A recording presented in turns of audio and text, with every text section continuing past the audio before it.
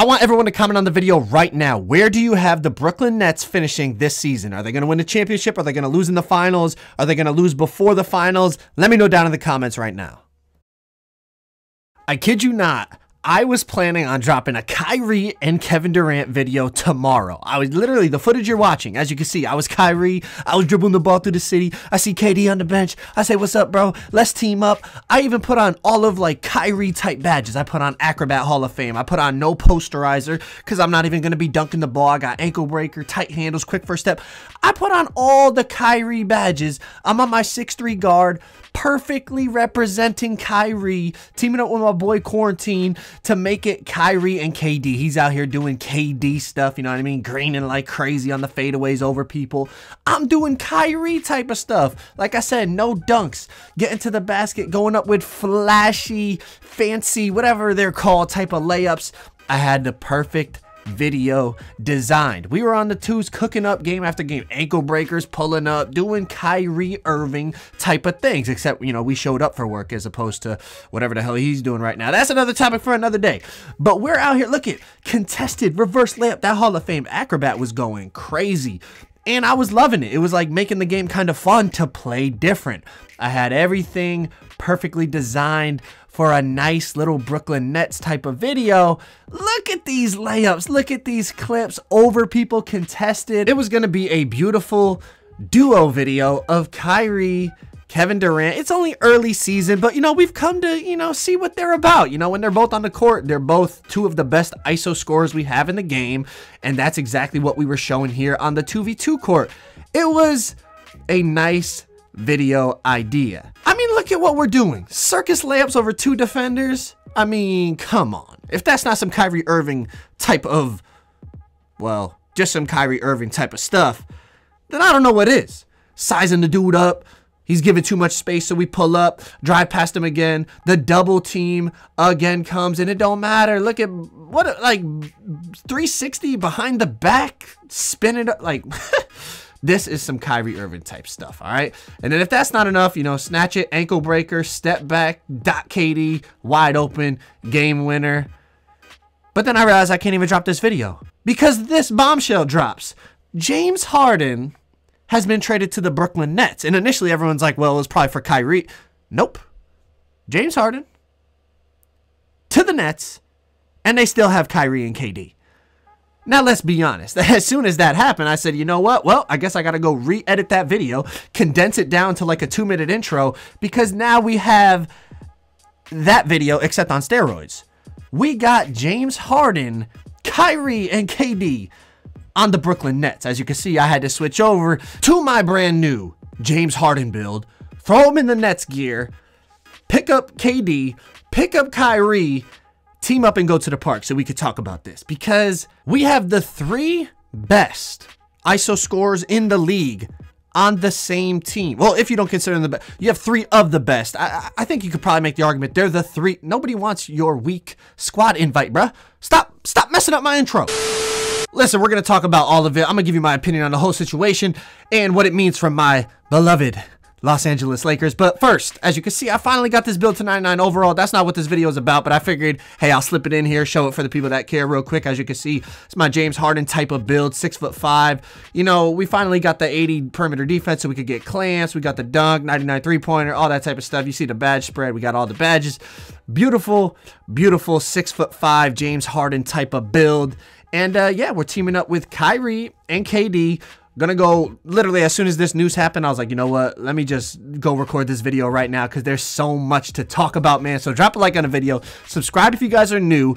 Let's go hit the threes with these guys and let's talk about what this means for the league.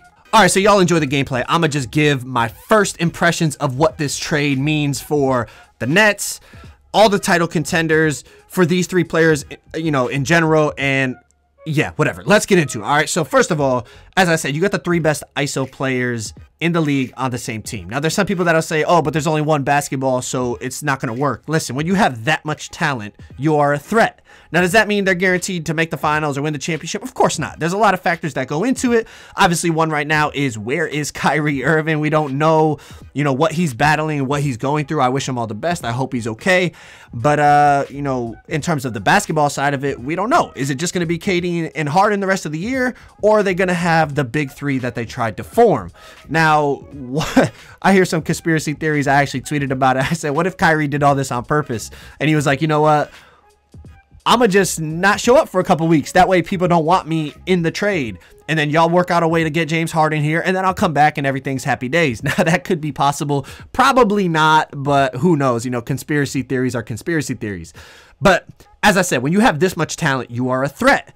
Now, I don't think as a team overall, they are better than my Lakers. Now, I might be a little biased, but I just feel the Lakers have a system in place in terms of the way that they not only play offensively, but defensively. The Nets were already struggling defensively. And one piece that people are kind of ignoring is the fact that they got rid of Jared Allen. I think he was their best rim protector. Yes, I think right now he is better than DeAndre Jordan. I think there was some politics behind the scenes. I think Kyrie and KD are boys with DeAndre and they wanted him to start. And I could even see, to be honest, the only reason I think they got rid of Jared Allen is that they just wanted to make it, no question that DeAndre is their center.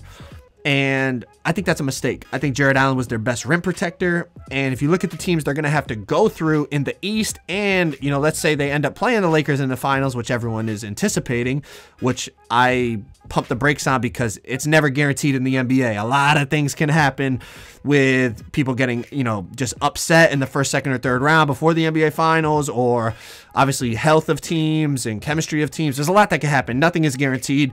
But even if we got that final, first of all, it would be unbelievably entertaining and it would be an absolute movie. Everybody would love it. But you're going to need a lot of rim protection to go against LeBron and Anthony Davis. They eat in the paint. We saw it all last postseason. Last year, they just dominated the paint, and that's why they won the championship for the most part. Obviously, there's other reasons, but y'all get what I'm saying. You need rim protection, and losing Jared Allen, I think, is a big piece. At the same time, though, a lot of playoff games, the tempo slows, and they grind to a halt, and it comes down to who can score in the half court. Well, you have 3 guys that are damn near unguardable one-on-one in the half court. So that obviously is a big, big plus for the Brooklyn Nets, but here's the thing. When it comes to chemistry, we already know Kyrie has had his problems in the past. We just saw what happened with James Harden in Houston. And KD has had his problems, in terms of what happened with Golden State and that whole fallout and why he left. So that leads us to the chemistry question. Can they all coexist in an effective way? Kevin Durant can play off the ball. We've seen it. He doesn't need the ball all the time. He can move off the ball, pick his spots where he can take over a game, get his 30 points. Now, James Harden. He pretty sure has the record for highest usage rate seasons. Is he going to be comfortable not having the ball in his hands all the time anymore? Because the last time we saw that was basically when he was in OKC. Ever since he's gotten to Houston, even when they got Westbrook and they got CP3, he was still the guy. He was still all the time ball in his hands. There was even stories about how when Chris Paul would get the ball, he didn't even want to basically participate. He would just stand around half court half the time. And that's something that upset Chris Paul a lot. It was like, bro, just because you don't have the ball, you can still be part of the offense. But James Harden really, he just wasn't about that life. Now that could change. And now here's the next thing. Kyrie left Cleveland because he wanted his own team. He went to Boston. He wasn't happy. So he left. He went to Brooklyn. Essentially, I would think he knew that he was going to be the second best player on that team. Unless in his head, he really feels like he's better than Kevin Durant, which I think we can all agree he's not. Now, he's going to be the 3rd best player on the team. Because I think James Harden has done more on his own than Kyrie has as the main option. I mean, I guess maybe you could say, well, Kyrie won a championship, but he won a championship as a number 2 to LeBron. I mean, okay, it's close whether you're a big Kyrie guy or James Harden guy. I think majority of people would put Harden above Kyrie right now in terms of who's the better player. So are they going to be able to coexist is the big question. Now, I just think with that much talent, you just go for it like Brooklyn did. They did the right thing. When you can get 3 guys that can all average 30 points per game, you go for it, like, and you figure out the rest. So can they figure it out on the defensive end? Can they figure out the chemistry and how to coexist with each other on the offensive end? And then last but not least, can they get it done and win the championship? That's what it comes down to. Comment down below where you guys got the Nets finishing. You got them, you know, winning the chip, losing in the finals, going out even earlier than that. A lot of unanswered questions, but man, this season is exciting.